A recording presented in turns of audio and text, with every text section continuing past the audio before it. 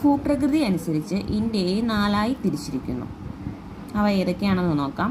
1. ഉത്തരപർവ്വത മേഖല, ഉത്തര മഹാസമുദ്രം, ഉപദ്വീപീയ പീഠഭൂമി, തീരപ്രദേശങ്ങളും ദ്വീപുകളും. അപ്പം ഭൂപ്രകൃതി അനുസരിച്ച് ഇന്ത്യ എത്രയായിട്ടാണ് തിരിച്ചിരിക്കുന്നത്?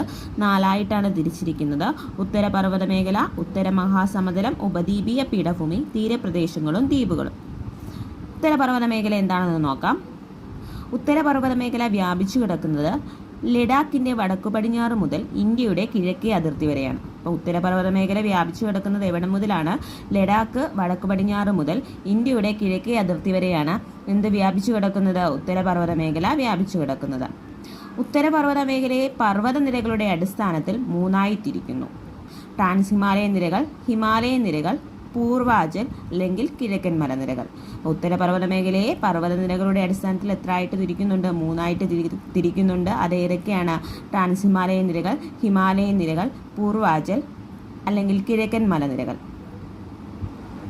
ഇനി ട്രാൻസ് ഹിമാലയൻ നിരകൾ എന്താണെന്ന് നോക്കാം. ട്രാൻസ് ഹിമാലയൻ നിരകൾ സ്ഥിതി ചെയ്യുന്നത് ജമ്മു കാശ്മീരിൻ്റെയും ലഡാക്കിൻ്റെയും വടക്ക് കിഴക്കായിട്ടാണ്. അപ്പോൾ ട്രാൻസ് ഹിമാലയൻ നിരകൾ സ്ഥിതി ചെയ്യുന്നത് എവിടായിട്ടാണ്? ജമ്മു കാശ്മീരിൻ്റെയും ലഡാക്കിൻ്റെയും വടക്ക് കിഴക്കായിട്ടാണ് എന്ത് സ്ഥിതി ചെയ്യുന്നത്? ട്രാൻസ് ഹിമാലയൻ നിരകൾ സ്ഥിതി ചെയ്യുന്നത്.